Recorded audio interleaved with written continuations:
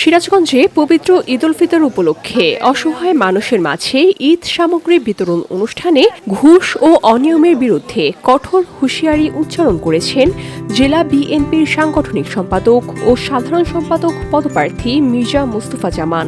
তিনি বলেন, সরকারের দেয়া ফ্যামিলি কার্ড ও কৃষক কার্ড গ্রহণের সময় কোনো অসৎ নেতাকর্মীকে ঘুষ দেওয়া যাবে না। বৃহস্পতিবার সকালে শহরের নিজ বাসভবনে শতাধিক দরিদ্র ও অসহায় মানুষের মাঝে শাড়ি ও লুঙ্গি বিতরণকালে মির্জা মুস্তফা জামান এসব কথা বলেন। এ সময় উপকারভোগীদের উদ্দেশ্যে তিনি বলেন, বর্তমান সরকারের পক্ষ থেকে প্রদত্ত সুবিধাগুলো মানুষের অধিকার। এসব সুবিধা নিতে গিয়ে কেউ যেন কোনো ধরনের অনৈতিক লেনদেনের সঙ্গে জড়িত না হয়। বসুন্ধরা, উত্তরা, বনশ্রী, কুড়িল ও বাড্ডা সহ রাজধানীর বিভিন্ন স্থানে অভিজাত ও অত্যাধুনিক মানের ফ্ল্যাট কেনার এক নির্ভরযোগ্য প্রতিষ্ঠান প্লেজেন্ট প্রপার্টিজ লিমিটেড।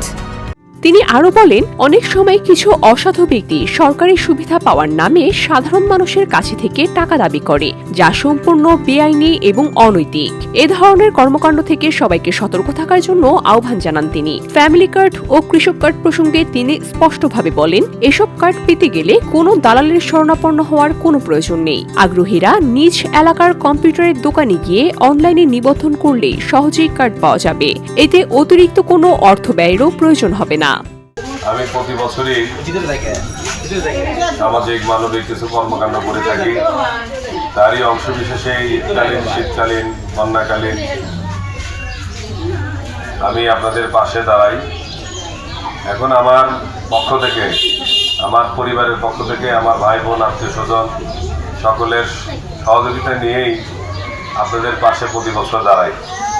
ঈদ উপহার বিতরণ প্রসঙ্গে মির্জা মুস্তফা জামান বলেন, আমার সামর্থ্য সীমিত হওয়ায় জেলার সকল অসহায় মানুষের পাশে দাঁড়ানো সম্ভব হয়নি। এজন্য আমি আন্তরিকভাবে দুঃখ প্রকাশ করছি। তবে যতটুকু পেরেছি মানুষের পাশে থাকার চেষ্টা করেছি এবং ভবিষ্যতেও এই ধারাবাহিকতা বজায় রাখব। তিনি আরও জানান, আসন্ন ঈদ উল ফিতর উপলক্ষে সরকারিভাবে ও দলীয় উদ্যোগে বিভিন্ন ধরনের সহায়তা প্রদান করা হবে। এর মধ্যে রয়েছে পোশাক সামগ্রী যেমন রুমাল, 3 পিস, নগদ অর্থ বিতরণের পরিকল্পনা। এজন্য তিনি ওয়ার্ড পর্যায়ের বিএনপির নেতাকর্মীদের সঙ্গে যোগাযোগ রাখার জন্য আহ্বান জানান। অনুষ্ঠানে উপস্থিত অনেক উপকারভোগী এই উদ্যোগের প্রশংসা করেন এবং ঈদের আগে সহায়তা পেয়ে সন্তোষ প্রকাশ করেন। তারা জানান, বর্তমানে অর্থনৈতিক পরিস্থিতিতে এ ধরনের সহায়তা তাদের জন্য অনেকটা স্বস্তি বয়ে আনে। অনুষ্ঠানে স্থানীয় বিএনপি নেতাকর্মী সহ বিভিন্ন শ্রেণী পেশার মানুষ উপস্থিত ছিলেন। VOD Bangla news desk.